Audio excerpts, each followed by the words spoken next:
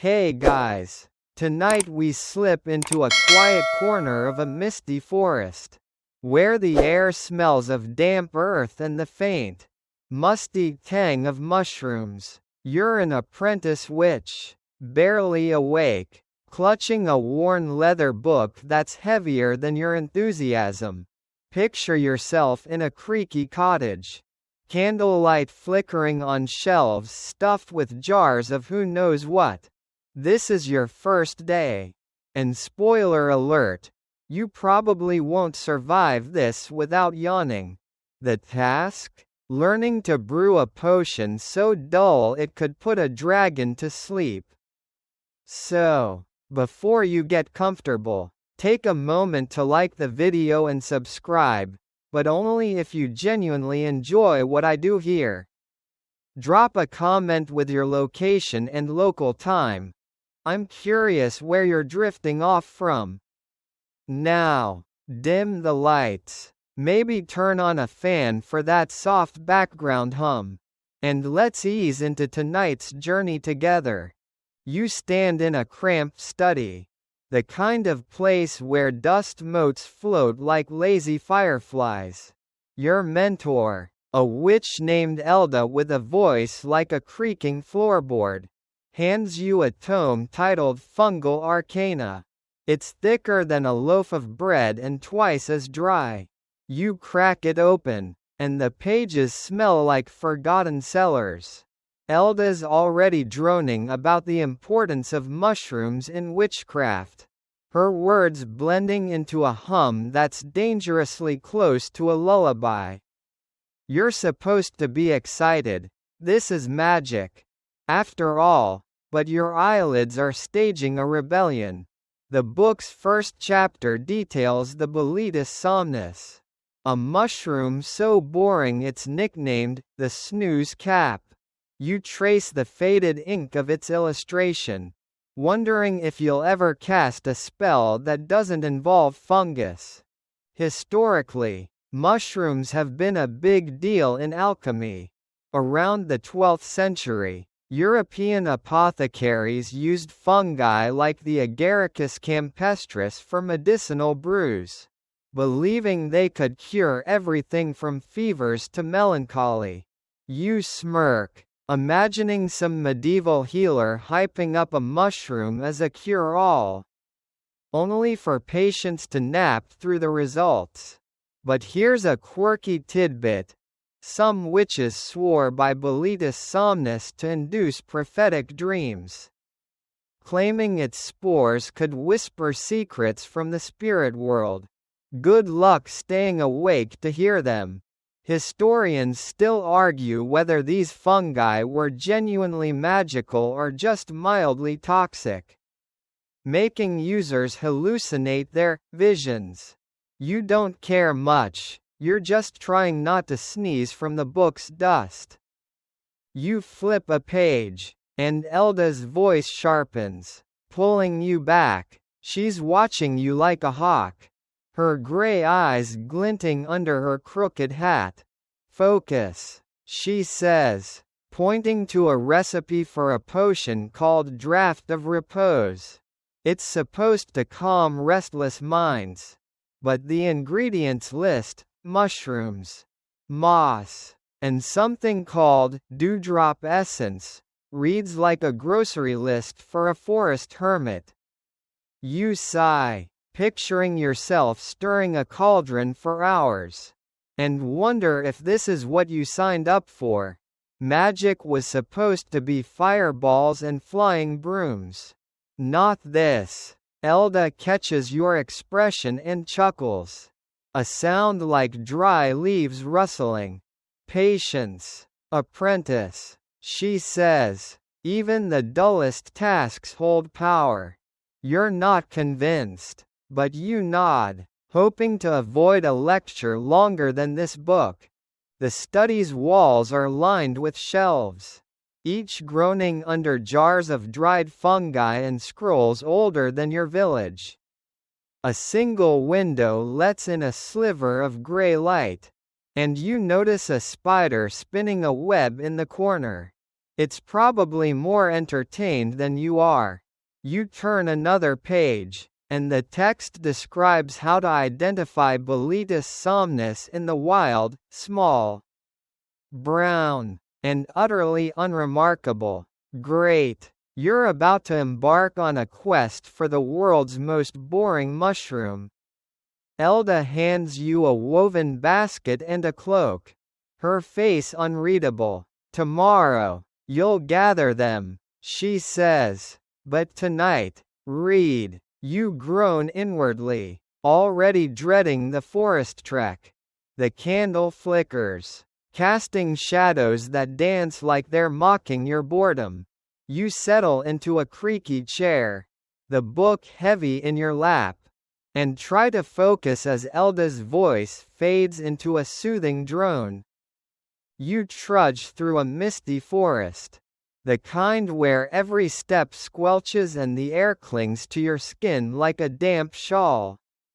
Your mentor, Elda, sent you out at dawn with that woven basket, muttering something about character building, as she shooed you from the cottage. The forest is a maze of gnarled trees, their roots tripping you up as you clutch fungal arcana like it's a lifeline. Your mission? Find the Boletus somnus, the dullest mushroom known to witchcraft. Its description, small, brown, smells like wet dirt, hardly inspires. You glance at the sky, gray and heavy with the promise of rain, and wonder if this is nature's way of saying, "Go back to bed." The ground is slick with dew, and your boots are already soaked. You kneel by a rotting log, flipping open the book to double-check the mushroom sketch. It looks like every other fungus in this forest, which is to say, aggressively unexciting. You poke at a cluster of mushrooms, hoping one's the snooze cap. But they're too slimy. A squirrel darts by, chattering like it's laughing at your misery. Back in the Middle Ages, foragers used mushrooms like these for everything from food to poison. Some even believed fungi were cursed by forest spirits. You're starting to think they were onto something. Here's a weird tidbit. Some medieval witches thought Boletus somnus grew only where moonlight touched the soil for exactly 7 nights. No one's proven it, but the idea makes you squint at the canopy, wondering if you're in the right spot. Historians still argue whether these lunar myths were poetic nonsense or tied to actual fungal growth cycles. You don't care, you just want to fill this basket and get out of the damp. A twig snaps behind you, and you spin, half expecting Elda to pop up and critique your technique. It's just a deer, staring like it's judging your life choices. You move deeper into the forest, where the mist thickens and the trees lean closer, whispering in the breeze. Your basket's still empty, and your patience is thinner than the pages of fungal arcana. You spot a patch of mushrooms under a fern, their caps the exact shade of meh the book described. Kneeling, you compare them to the sketch. Close enough. Maybe? You pluck one, sniffing it. Yep. Smells like a wet basement. Into the basket it goes. You're not sure if it's the right one, but you're too cold to care. A distant owl hoots, and you mutter, "At least someone's awake out here." The forest feels endless, each tree identical to the last. You stumble over a root, nearly dropping the book, and curse under your breath. Elda's voice echoes in your head, precision. Apprentice. You can almost see her smirking as you wipe mud off your cloak. You find another mushroom, this one even less inspiring than the first. and add it to your collection. The basket's starting to look less pathetic. But your enthusiasm isn't keeping up. You pause by a stream. Its gurgle almost soothing, and wonder if this is what witchcraft's really about, mucking through forests for ingredients no one's heard of. A frog hops by, and you half joke to yourself that it's probably a better apprentice than you. You check the book again. Its pages damp from the mist. The text rambles about fungal habitats. And you skim it, hoping for a clue. Nothing useful. Just more talk of moist, shaded loam. Great. That's the entire forest. You trudge on, basket swinging, and spot a clearing where the mist parts just enough to show a cluster of Boletus somnus. Jackpot! You gather a handful, their caps soft and unremarkable, and feel a tiny spark of triumph. It's not fireballs, but it's something. The forest hums around you, and for a moment, you almost forget how much you hate this. Almost. You're back in Elda's cottage, sitting at a scarred wooden table, your basket of Boletus somnus mushrooms dumped unceremoniously in front of you. The room smells like mildew and wax, with a faint whiff of whatever's simmering in the cauldron across the room. Elda's perched on a stool, her gray hair escaping its bun like it's trying to flee her lecture. She's droning on about fungal properties, spore dispersal, mycelium networks, and something about capillary osmosis that sounds like it was invented to torture apprentices. Your eyes glaze over as you fiddle with a mushroom, its dull brown cap mocking your will to stay awake. You're supposed to be taking notes, but your quill's just doodling spirals. Elda's voice is a steady hum, like a bee trapped in a jar. She's explaining how Boletus somnus can stabilize potions, acting like magical glue. You nod, pretending to care, but your mind's wandering to the forest, where at least you could feel the breeze. Historically, fungi were key in early pharmacology. By the 14th century, monks were grinding mushrooms into salves for wounds, believing their earthy essence sped healing. You smirk, imagining a monk hyping up a mushroom like it's the next big thing. Here's a quirky bit. Some witches claimed Boletus somnus could make you invisible if you ate it raw. But it mostly just made you nauseous. Historians still argue whether these claims were serious or just desperate attempts to make fungi sound exciting. You snap back as Elda slaps a ruler on the table, startling a candle into flickering. Pay attention, she snaps, pointing to a diagram of a mushroom's gills. You mumble an apology, but she's already off again, describing how spores carry latent enchantments. You're not sure if she's brilliant or just obsessed with mushrooms. The cottage's walls creak, and you glance at the window, where dusk is turning the sky a sleepy purple. You're itching to do something, anything, besides listen. But Elda's relentless. She hands you a parchment listing 20 uses for Boletus somnus, from calming potions to enhancing dream clarity.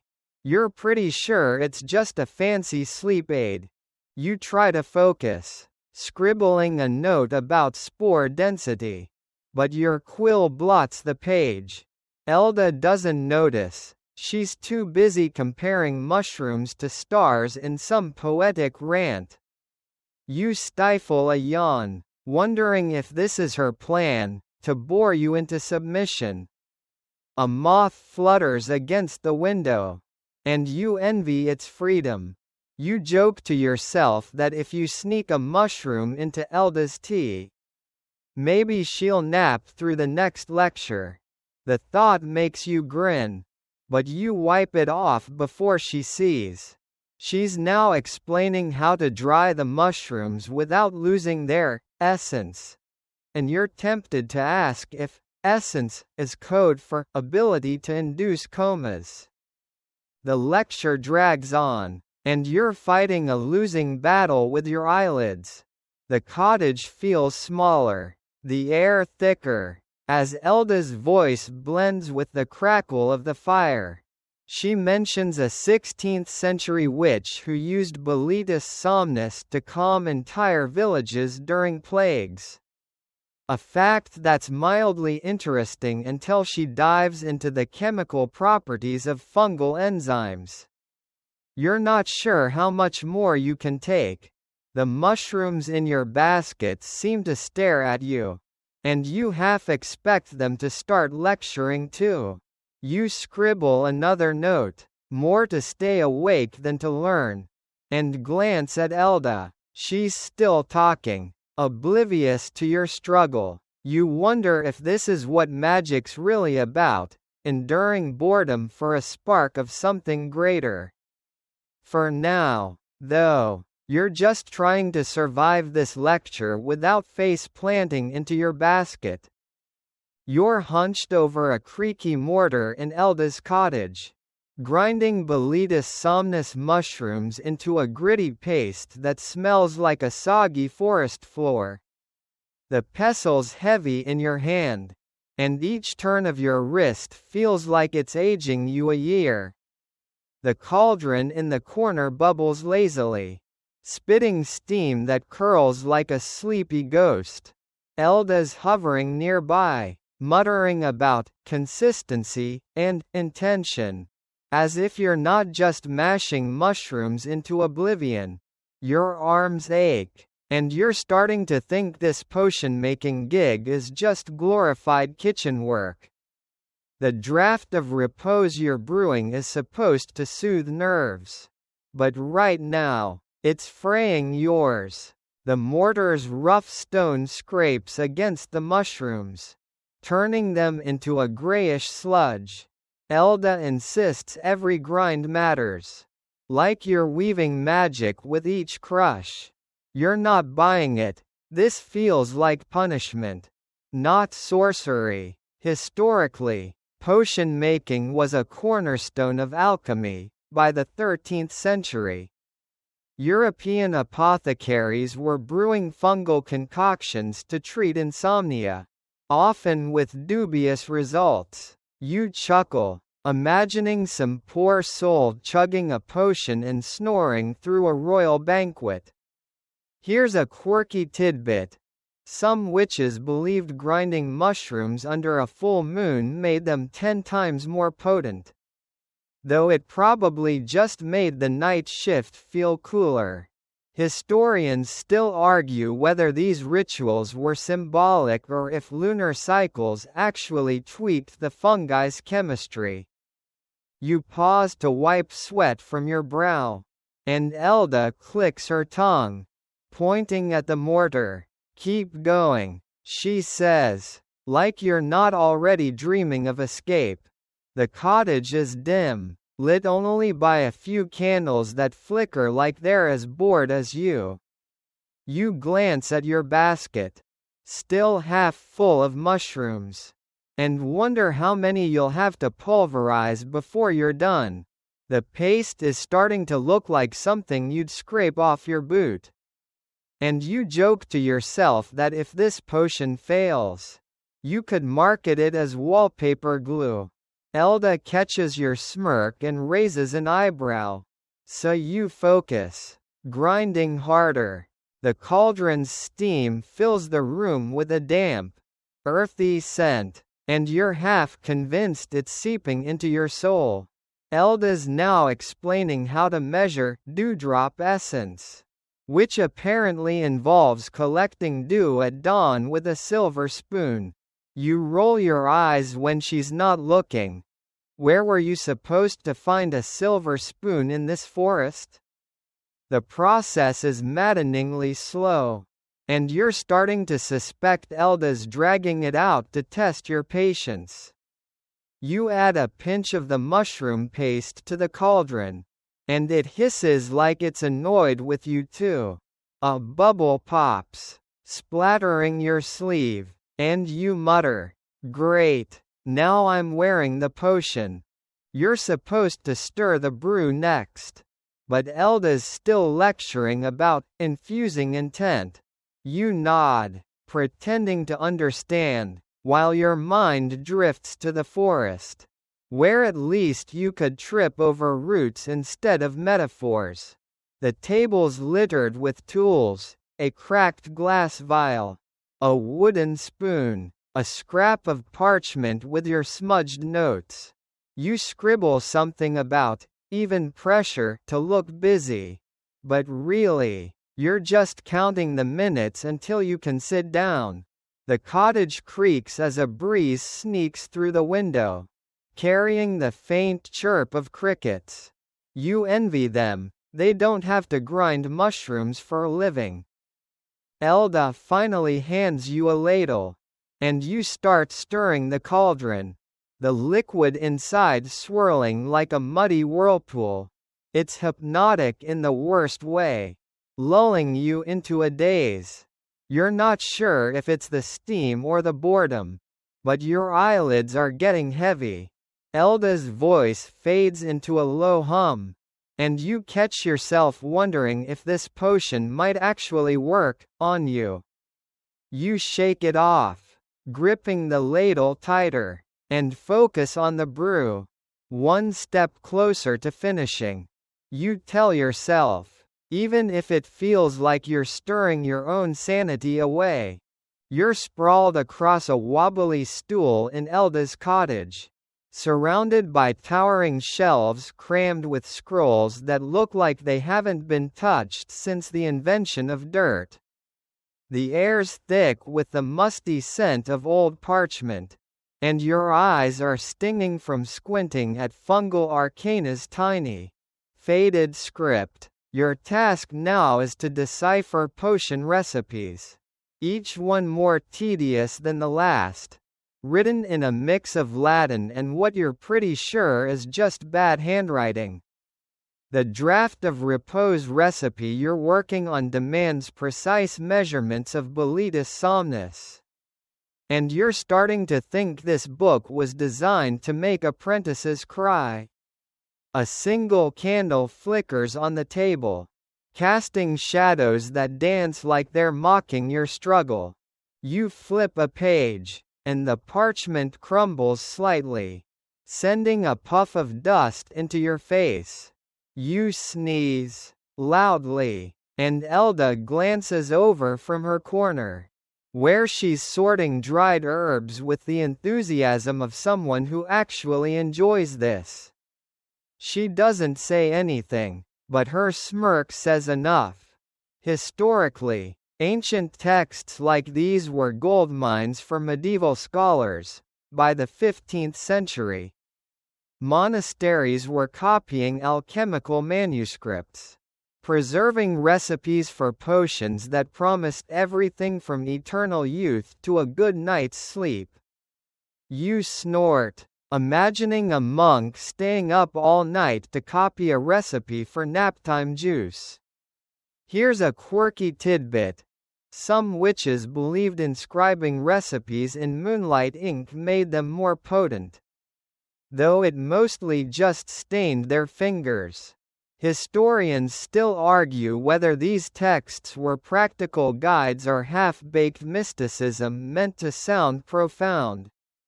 Your current page details a potion called Tincture of Quietude, which sounds like a fancier version of the one you're brewing.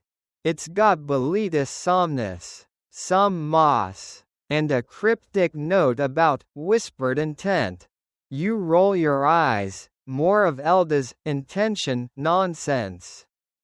You scribble a translation, but the words blur together. and you're fighting a yawn that feels like it's been brewing since you opened the book. The cottage's silence is oppressive, broken only by the occasional crackle of the fire and Elda's muttering. You joke to yourself that if you fall asleep here, maybe the book will absorb you into its pages, and you'll wake up as a footnote. You turn another page, and a loose sheet slips out, covered in spidery handwriting. It's a recipe for something called somnus mist, which supposedly makes people dream of their deepest desires. Sounds cool, but the ingredient list is a nightmare: mushrooms, bat wing dust, and tears of a weary traveler. You mutter, "Good luck with that one," and shove it back in. Elda's now humming a tuneless song, and you're tempted to ask if she's trying to enchant you into a coma. The candle's burning low, and you're only halfway through the chapter.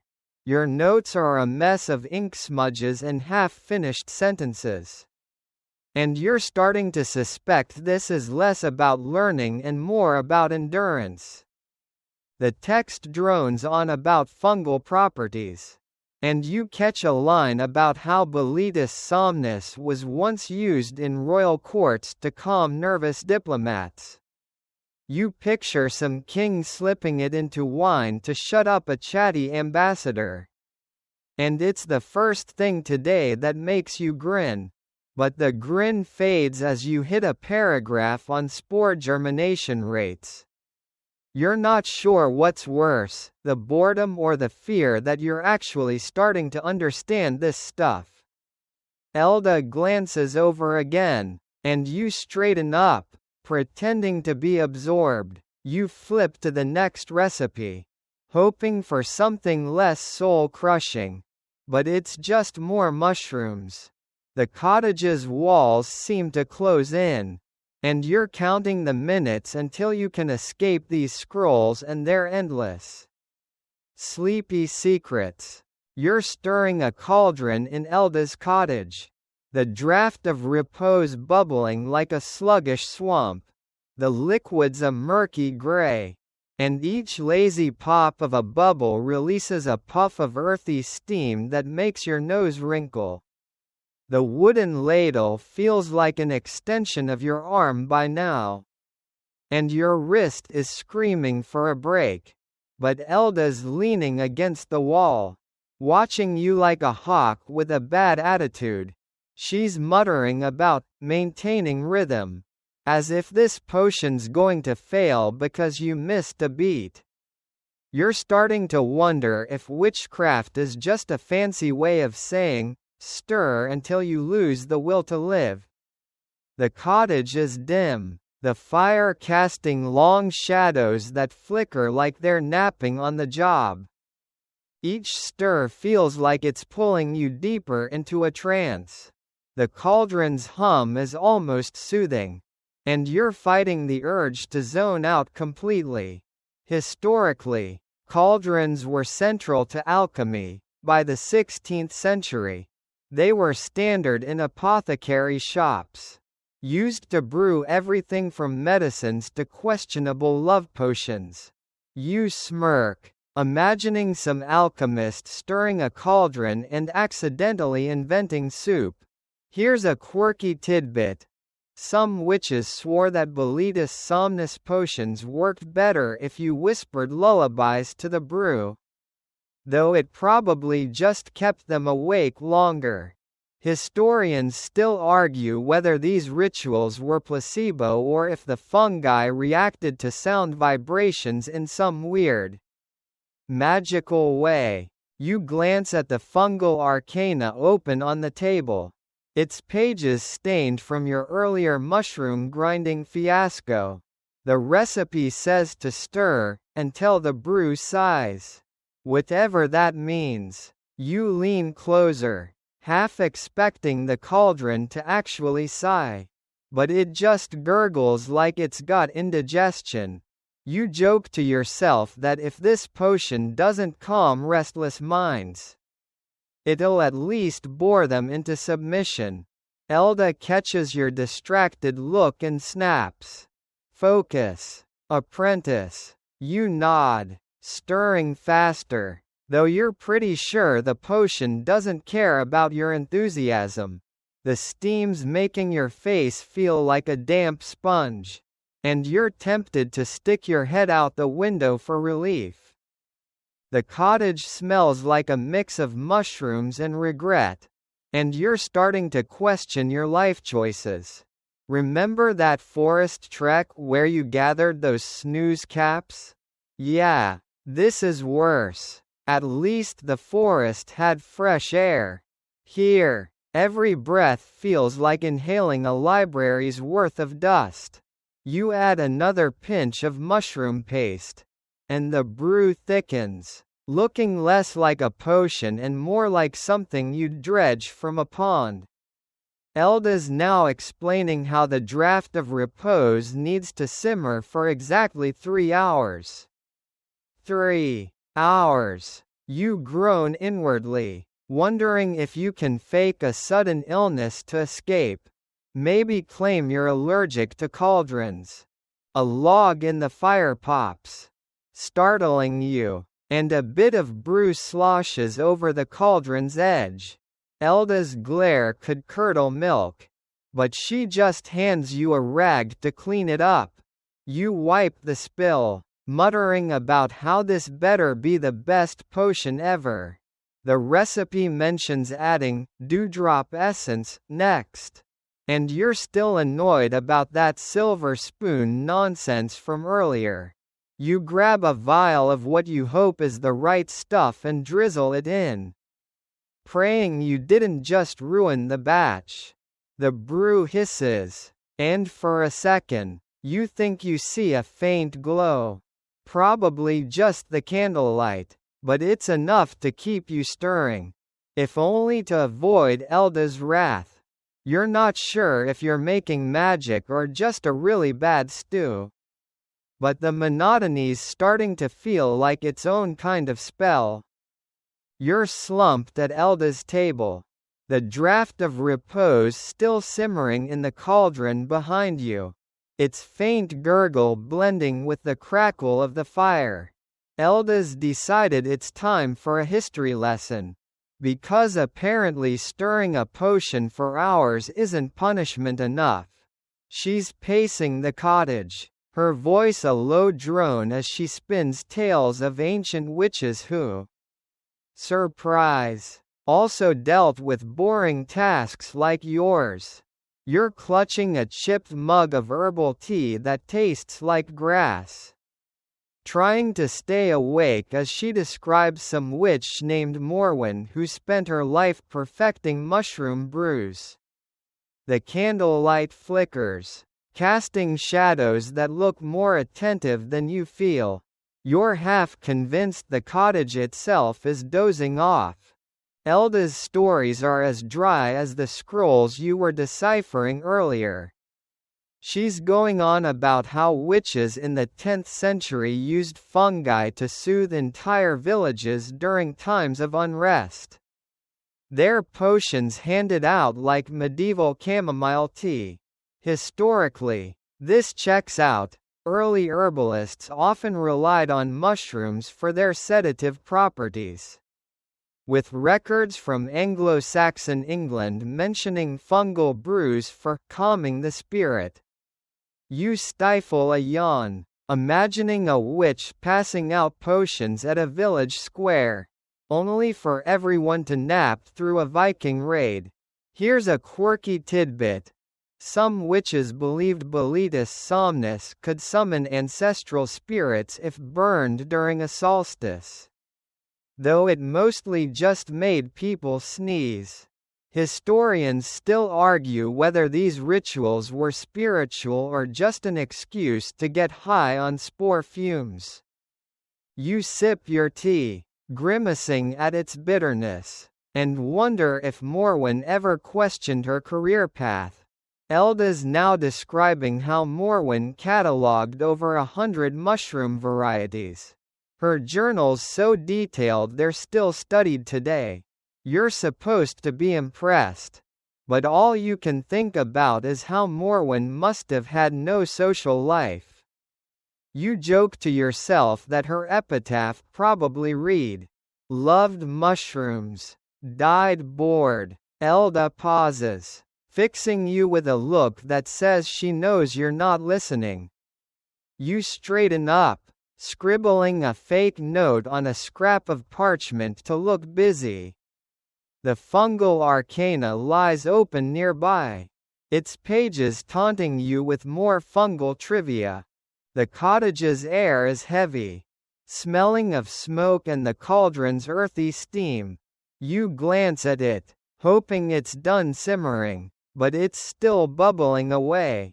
Indifferent to your suffering, Elda's moved on to another witch. This one obsessed with using Boletus somnus to calm livestock during storms. You picture a cow snoring through a thunderstorm and almost laugh.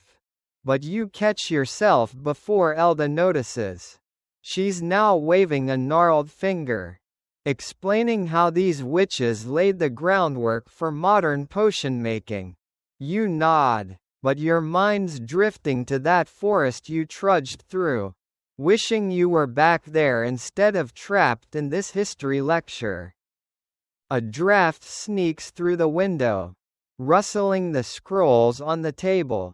One rolls off, and you lunge to catch it, earning a rare nod of approval from Elda. You set it back, noticing its title, Chronicles of the Somnolent Arts. Sounds like a bestseller for insomniacs. You're tempted to ask Elda if she's ever considered a career in storytelling. But you'd rather not spend the night scrubbing cauldrons as punishment. Her voice softens as she describes Morwen's final years, spent teaching apprentices like you. You feel a pang of guilt for zoning out. Maybe these witches were onto something, finding meaning in the mundane. But as Elda starts listing Morwen's favorite fungi, your eyelids droop again, and you're just hoping this lesson ends before you face plant into your tea. You're back at Elda's table, the draught of repose still simmering in the cauldron, its earthy steam curling through the cottage like a sleepy fog. Your head's propped on one hand, the other clutching a quill as you scribble notes from fungal arcana, which is open to a chapter titled Mycological Miscellany. It's a fancy way of saying, stuff you'll never need to know about mushrooms. Elda's hovering nearby, sorting through a pile of dried Boletus somnus caps with the focus of someone defusing a bomb. She's quizzing you on fungal properties, and you're struggling to recall details from her endless lectures. The candle on the table gutters, casting jittery shadows that seem more awake than you are. Elda's voice cuts through your haze, asking about the spore dispersal rate of Boletus somnus. You mumble something about windy conditions, hoping it's close enough, but her frown says you're way off. Historically, mushrooms were a big deal in medieval medicine. By the 12th century, herbalists used fungi like Agaricus bisporus for poultices, believing they drew out bad humors. You smirk, picturing a healer slapping a mushroom on someone's forehead and calling it science. Here's a quirky tidbit. Some witches thought Boletus somnus spores could make you dream in black and white, though it probably just clogged your sinuses. Historians still argue whether these beliefs were based on observation or just wild guesses by bored alchemists. You flip a page, and the book lists uses for Boletus somnus, sleep aids, calming teas, even a questionable truth serum that likely just made people too tired to lie. You're supposed to memorize this. But the words swim together. And you're fighting a yawn that feels like it's been brewing since you started this apprenticeship. Elda tosses another question your way. What's the optimal soil pH for snooze caps? You stare blankly, then mutter, damp? She sighs. And you joke to yourself that if ignorance were a potion, you'd be a master brewer by now. The cottage's air is thick, smelling like mildew and regret, and you're tempted to crack a window just to stay conscious. Your notes are a mess of half-finished sentences and doodles of mushrooms that look suspiciously like grumpy faces. Elda's now explaining how Boletus somnus spores can survive for decades, waiting for the perfect conditions to sprout. You nod, pretending to care, but you're imagining those spores outliving you and your boredom. The cauldron gurgles, reminding you of that forest trek where you gathered these mushrooms, simpler times. When your biggest worry was tripping over a root, now you're drowning in fungal trivia, and the only magic you're feeling is the spell of exhaustion creeping over you. A moth flutters against the window, and you envy its freedom.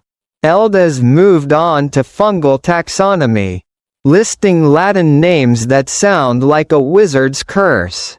You scribble one down, Messina soporifica, and wonder if you can sneak it into Elda's tea to pause this lecture. You catch yourself grinning and wipe it off before she notices.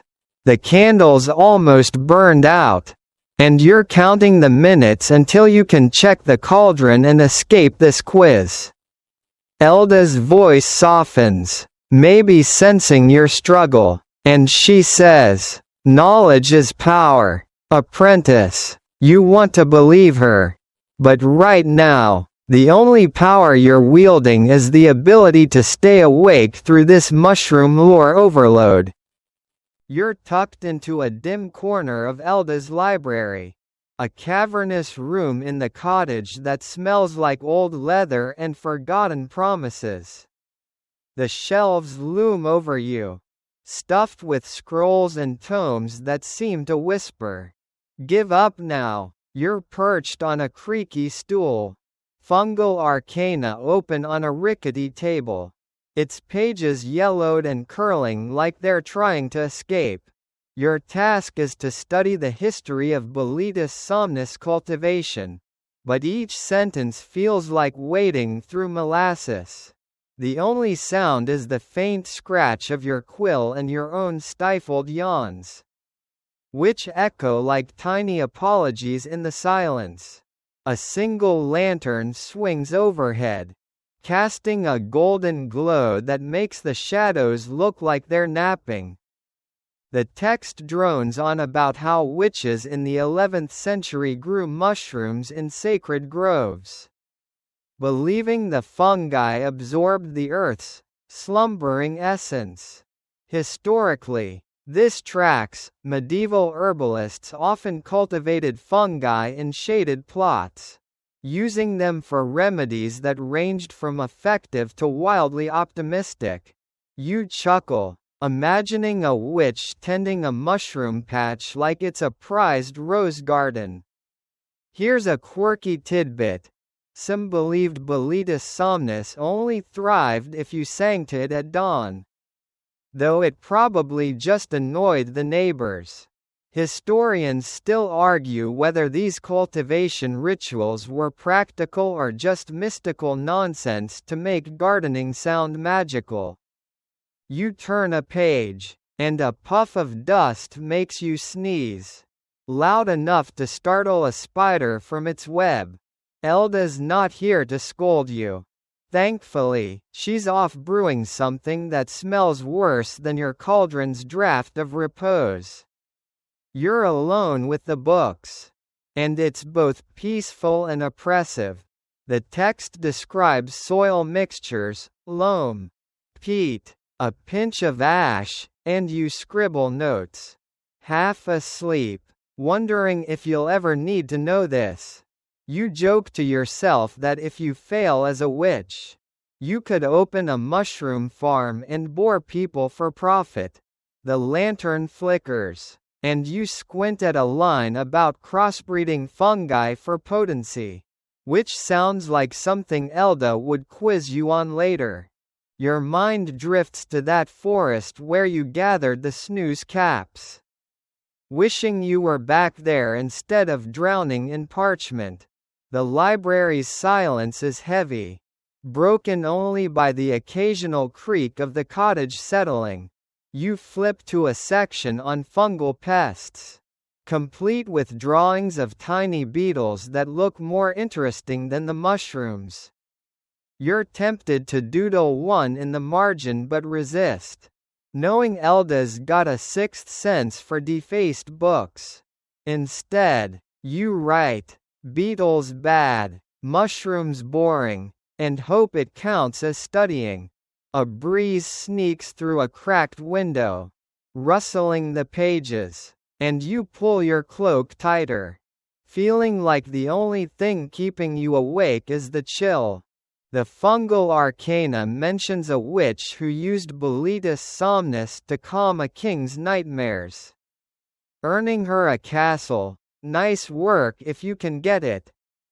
You're not sure if it's inspiring or just another reminder that you're stuck reading about it instead of living it. You yawn again, and it's so loud you're sure the scrolls flinch. You're starting to suspect this library is enchanted to make you sleepy. Like some kind of magical prank.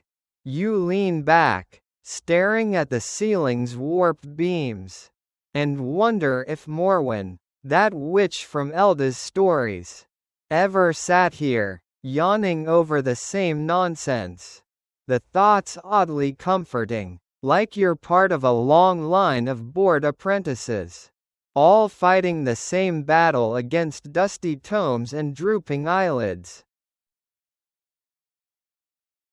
You're back at the cauldron in Elda's cottage, stirring the draught of repose with a ladle that feels heavier with each slow turn.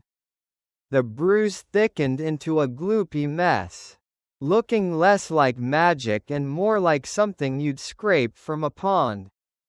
The air's thick with steam that smells of damp earth and regret. And you're counting each stir, 73.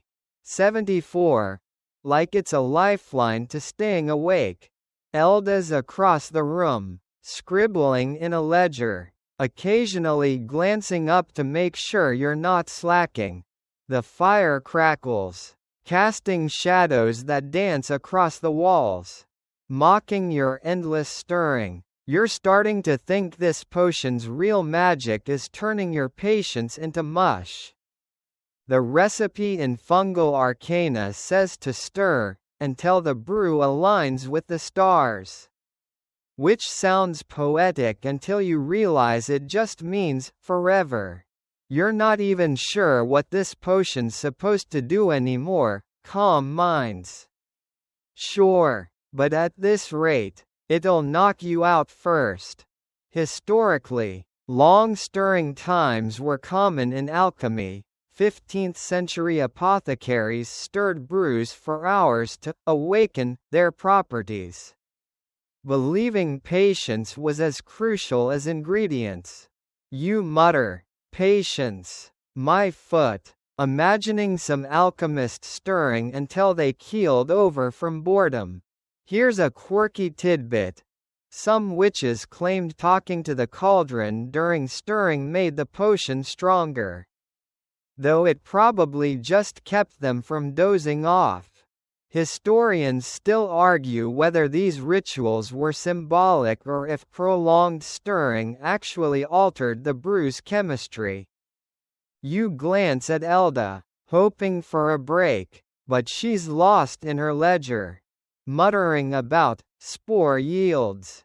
You're tempted to ask if you can stir with magic instead, but you know she'd launch into a lecture about earning the craft. So you keep going, your arm aching like you've been wrestling a troll. The brew gurgles, and you swear it's mocking you. You joke to yourself that if this potion fails, you'll bottle it as essence of tedium and sell it to insomniacs. The thought makes you grin, but you wipe it off before Elda notices. She's got a knack for sensing distractions. The cottage feels smaller with every stir. The walls closing in like they're tired of this too. You remember that forest trek, wishing you were back there tripping over roots instead of trapped in this steamy limbo. The cauldron's heat is making your face feel like a boiled turnip. And you're half tempted to dunk your head in the nearby water bucket. You add another pinch of Boletus somnus paste, following the recipe's vague instructions. And the brew hisses like it's annoyed. A faint shimmer ripples across its surface. And for a second, you wonder if it's finally doing something magical. Probably just the steam playing tricks. But it's enough to keep you stirring, if only to avoid Elda's wrath. A log in the fire pops, startling you, and a bit of brew sloshes onto your sleeve. You curse under your breath, wiping it off with a rag that's seen better days. Elda doesn't look up, but you're sure she's mentally docking points from your apprentice score. You're starting to wonder what the point of all this stirring is. Does it make the potion better? Or is it just Elda's way of keeping you busy? The fungal arcana mentioned something about infusing intent. But right now, your only intent is surviving this without falling asleep standing up. The brew bubbles on, indifferent to your suffering, and you keep stirring, counting down the minutes until you can collapse and pretend this day never happened.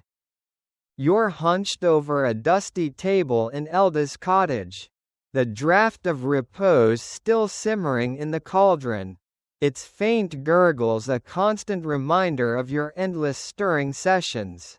The air's thick with the scent of mushrooms and wax. And you're flipping through fungal arcana again, this time unearthing a story about a witch named Gwyneth who stumbled upon a game-changing use for Boletus somnus. The tale's buried in a chapter so dry it could double as kindling. But it's the first thing today that feels remotely interesting. You lean closer, the lantern's dim glow illuminating spidery handwriting. As you imagine Gwyneth's life, probably just as boring as yours. But with a better payoff. The cottage creaks, and you glance at Elda, who's sorting vials with the focus of someone diffusing a curse. The story goes that Gwyneth, a 14th century hedge witch, discovered Boletus somnus could stabilize volatile potions, making her brews the talk of her village. Historically, this tracks. Medieval alchemists often struggled with potions exploding or fizzling out. So a stabilizer like Gwyneth's mushroom was a big deal. You smirk, picturing her showing off a perfectly calm potion while her rivals' cauldrons bubbled over like angry volcanoes. Here's a quirky tidbit. Gwyneth supposedly found her miracle mushroom after tripping over it during a nap in the woods. Which you find oddly relatable. Historians still argue whether her discovery was genius or dumb luck, with some claiming she just got tired of cleaning up potion spills. You scribble a note about Gwyneth's method, hoping it'll impress Elda. But your quill's running low on ink. And your handwriting looks like a drunken spider's work. The story's a nice break from the usual fungal trivia. but it's still buried in paragraphs about spore counts and soil types. You're tempted to skip to the end, but Elda's got a sixth sense for slacking. So you keep reading. The cottage's silence is heavy, broken only by the cauldron's soft pops and the occasional rustle of Elda's robes. You joke to yourself that Gwyneth's real magic was staying awake through her own research, something you're barely managing now. The fungal arcana describes how Gwyneth's discovery spread, with witches across Europe adopting Boletus somnus for their brews. You imagine a medieval potion convention, witches swapping tips like it's a craft fair, and grin at the thought of Gwyneth signing scrolls like a celebrity. But the text quickly dives back into boring details, optimal drying times, storage conditions, and your eyes start glazing over. You yawn, loud enough to make Elda glance up, and you cover it with a fake cough. She doesn't buy it but goes back to her vials, muttering something about dedication. You're starting to think dedication just means surviving boredom without screaming. A breeze slips through the window, fluttering the pages and bringing a whiff of fresh air that feels like a gift. You pause to stretch, your back creaking louder than the cottage's floorboards, and glance at the cauldron. It's still there, mocking you with its endless simmering. You wonder if Gwyneth ever felt like giving up, staring at her own cauldron and questioning her life choices. The fungal arcana mentions she trained apprentices, just like Elda's doing with you. And you feel a flicker of connection across the centuries. Maybe she, too, sat in a stuffy room, reading about mushrooms and dreaming of something more exciting. You shake off the thought, turning back to the book, and try to focus on Gwyneth's legacy, hoping it'll spark some enthusiasm for your own tedious task. You're sitting at Elda's table, the draught of repose bubbling away in the cauldron, its earthy steam making the cottage feel like a swamp with bad lighting. Elda's decided it's time for a test, because apparently grinding mushrooms and stirring for hours wasn't enough torture. She's standing over you, arms crossed, her gray eyes glinting like she's enjoying this a bit too much. In front of you is a parchment with questions about Boletus somnus, its properties, growth conditions, and some nonsense about mycological resonance. Your quill hovers over the page, but your brain's as foggy as the forest you trudged through to gather those mushrooms. The candle on the table flickers, casting shadows that look more confident than you feel. Elda's quiz is relentless. What's the ideal temperature for Boletus somnus spore germination? You stare blankly, muttering something about, not too hot, and she sighs like you've personally offended her ancestors. Historically, quizzes like this were common in medieval apprenticeships. By the 13th century, alchemists tested their students on herbal lore to ensure they wouldn't poison anyone with a botched potion. You smirk, imagining some poor apprentice flunking a test and accidentally brewing a laxative instead of a sleep aid. Here's a quirky tidbit. Some witches believed Boletus somnus could only be properly identified by smell, claiming its scent was like a sigh from the earth. Historians still argue whether this was poetic flair or a genuine sensory clue lost to modern science. You scribble an answer, hoping moist soil covers at least one question, but Elda's pacing now, her boots clicking on the floorboards. You're tempted to joke that this quiz is her real magic, turning your confidence into dust. But you keep quiet, knowing she'd probably add extra questions as punishment. The fungal arcana sits open nearby, taunting you with its endless pages of fungal trivia. You flip to a section on spore dispersal, praying for a hint, but it's just more Latin and diagrams of gills. Your notes from that sleepy library session aren't helping either. They're mostly doodles of mushrooms with grumpy faces. The cottage's air is heavy, smelling of wax and the cauldron's relentless simmer. You glance at it, wishing you were back to stirring. That was boring. But at least it didn't require thinking. Elda tosses another question. What's the primary enzyme in Boletus somnus? You mumble something about sleepy juice, and her eyebrow shoots up so fast you're sure it's enchanted. You're starting to wonder if you've learned anything at all, or if your brain's just been marinating in mushroom facts without absorbing them. The fire crackles, and you envy its energy. You scribble another vague answer, hoping Elda's too distracted to notice your guesswork. A draft sneaks through the window, rustling your parchment and making you shiver. You pull your cloak tighter, wishing you were back in that forest, tripping over roots instead of tripping over Elda's cryptic questions. The quiz feels like a trap, designed to make you doubt every page you've read. You remember Gwyneth, that witch who turned Boletus somnus into a potion game-changer, and wonder if she ever faced a quiz this brutal. Probably, and she probably aced it.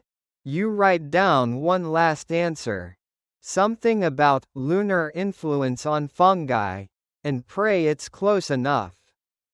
Elda's still watching, and you're not sure if you're passing her test or just proving you're better at staying awake than you thought.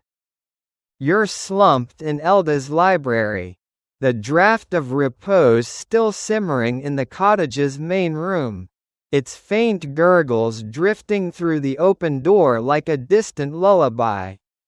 The library's a tomb of silence, save for the occasional creak of the shelves or the soft rustle of parchment as you turn a page in fungal arcana. You're supposed to be studying the final chapters on potion refinement, but the words blur into a haze, each sentence about Boletus somnus feeling like a personal attack on your will to stay awake. The lantern above you sways gently, casting a golden glow that makes the room feel like it's underwater. Slow and dreamy, your quills idle, your notes a mess of smudged ink and half-hearted scribbles. The text drones on about how witches in the 12th century used fungi to stabilize their brews, a practice that laid the groundwork for modern pharmacology. Historically, this makes sense. Early apothecaries relied on mushrooms for their sedative properties, often mixing them with herbs to create crude anesthetics. You chuckle, imagining a medieval surgeon slipping a patient some Boletus somnus tea before a choppy operation. Here's a quirky tidbit.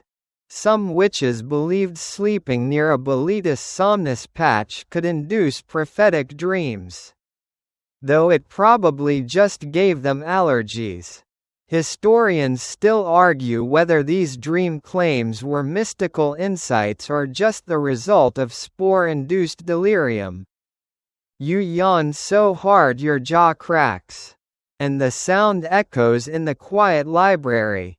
Elda's off somewhere, probably brewing another potion to torture you with, leaving you alone with these dusty tomes. You flip a page, and the parchment crumbles slightly, sending a puff of dust into your face. You sneeze, muttering about how this book's trying to kill you faster than boredom. The chapter's on fungal synergies, which sounds like something Elda made up to sound important. You scribble a note about mixing Boletus somnus with lavender. But your heart's not in it. You're starting to think this library's enchanted to sap your energy. Like a magical black hole for enthusiasm. Your mind drifts to that forest where you gathered those mushrooms. Wishing you were back there. Tripping over roots instead of drowning in dry prose. The lantern flickers, and you glance at a shelf where a scroll's fallen over. Its title barely legible, Somnolent Secrets.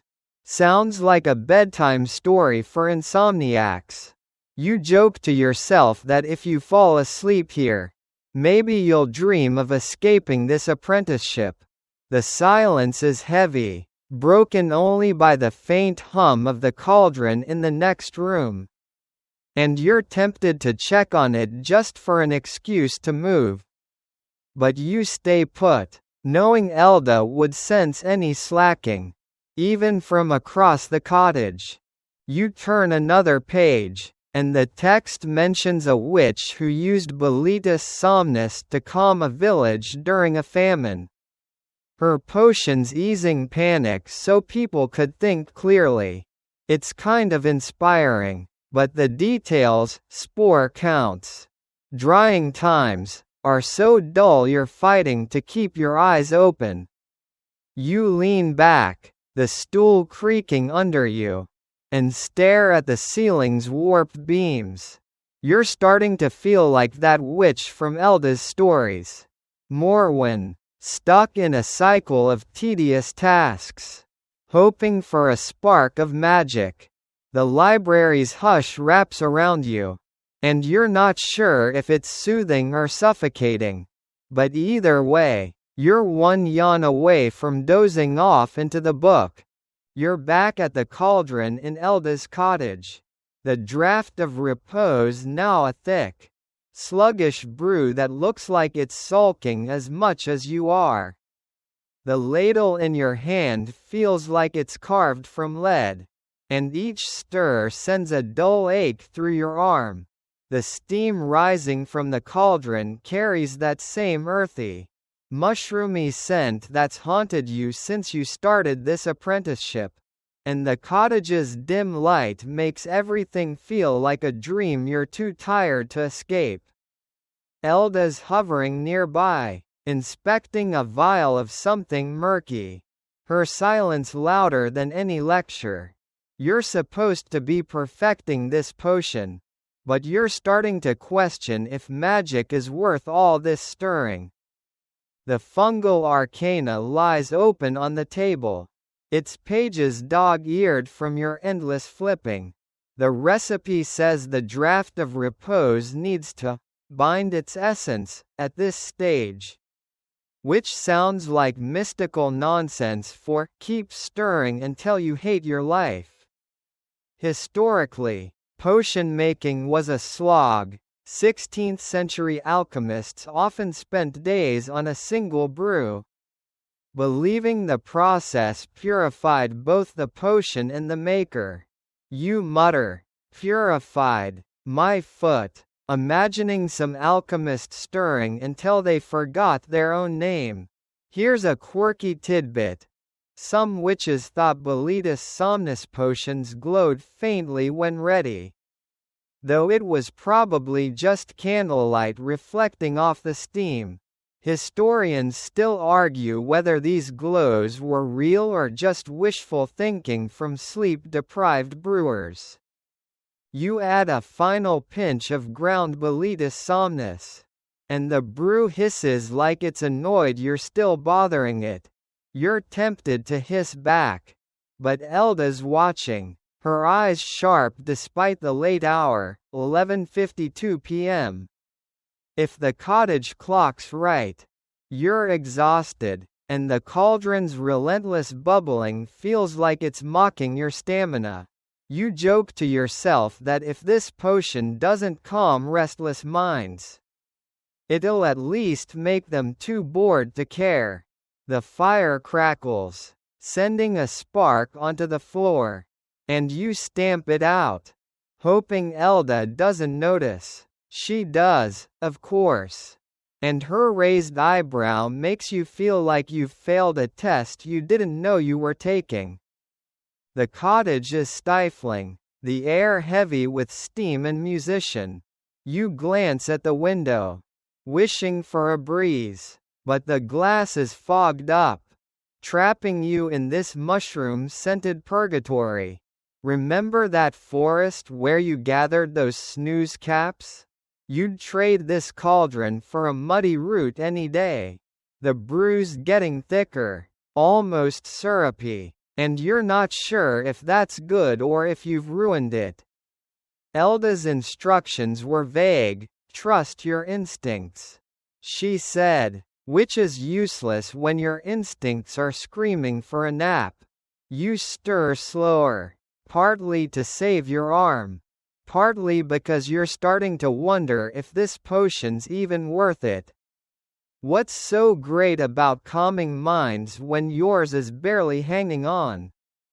A bubble pops, splattering your sleeve, and you sigh, wiping it off with a rag that's more holes than fabric. Elda finally speaks, her voice cutting through the haze. Almost there.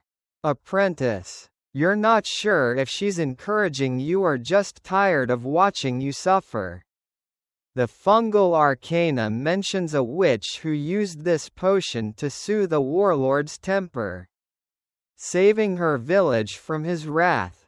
It's a cool story, but you're too drained to care.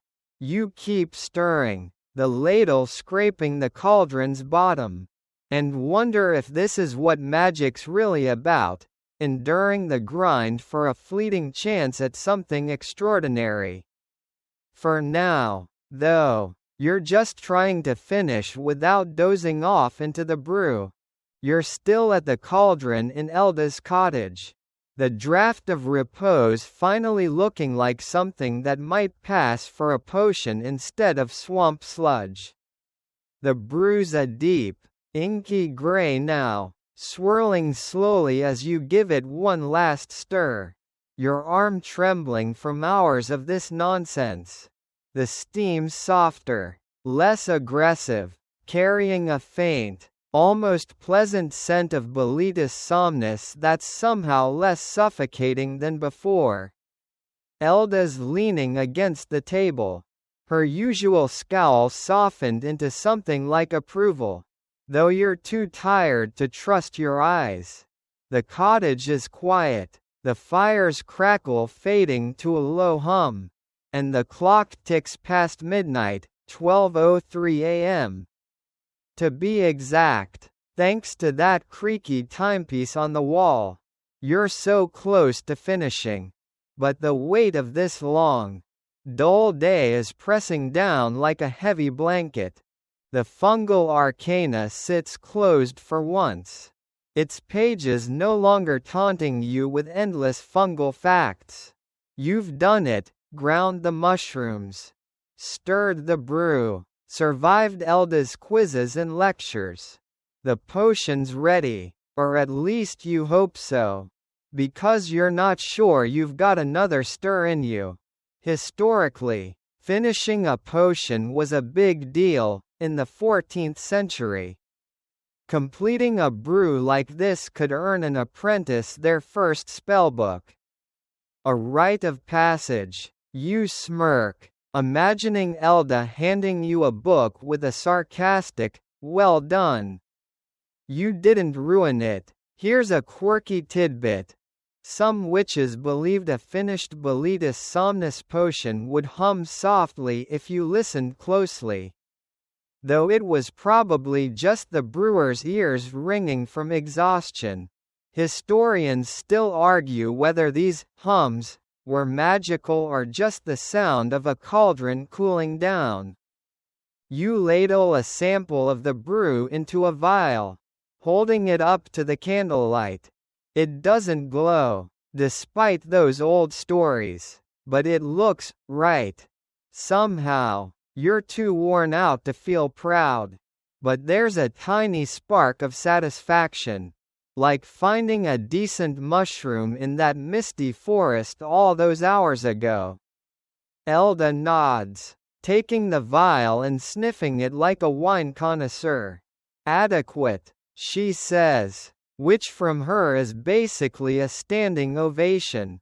You joke to yourself that if this potion works, maybe you'll slip some into your own tea and sleep for a week. The thought makes you grin, but you're too tired to hold it for long.